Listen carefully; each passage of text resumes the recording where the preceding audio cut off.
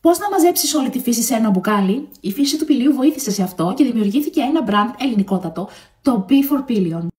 Έρχεται και το Πανεπιστήμιο Θεσσαλίας να βάλει το λιθαράκι του και δημιουργείται η πρώτη κρέμα σε όλο τον κόσμο με 100% βιολογικό γάλα κατσίκας. Τα προϊόντα είναι χωρίς συντηρητικά, δεν δοκιμάζονται σε ζώα και οι συσκευασίες, όπως θα δείτε, είναι ανακυκλώσιμες. Τη θέση του νερού στα προϊόντα B4Pillion παίρνει το βιολογικό γάλα κατσίκας και μπορούν να εγγυηθούν ότι τα προϊόντα τους είναι 100% φυσικά.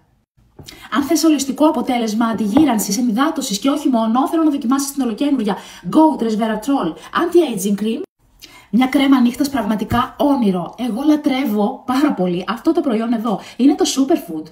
Ένα κρέμ τζέλι γεμάτο superfood όπου δίνουν όλη την ισχυρή αντιοξυδωτική, ενυδατική, αντιγυραντική τους δράση και πραγματικά μπουστάρουν την επιδερμίδα και την κάνουν να φαίνεται στα καλύτερά της. Και δεν ξεχνάμε τα προϊόντα σώματος που πραγματικά θεωρώ ότι αυτά κάνουν διάσημο αυτό το brand, γιατί το αποτέλεσμα τους είναι μοναδικό.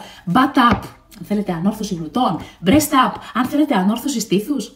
Και πόσα ακόμη, ό,τι ανάγκη έχετε μπορείτε να τη λύσετε. Έχετε και καλοκαιράκι και είναι η κατάλληλη εποχή να ξεκινήσουμε να προσέχουμε και το σώμα μας.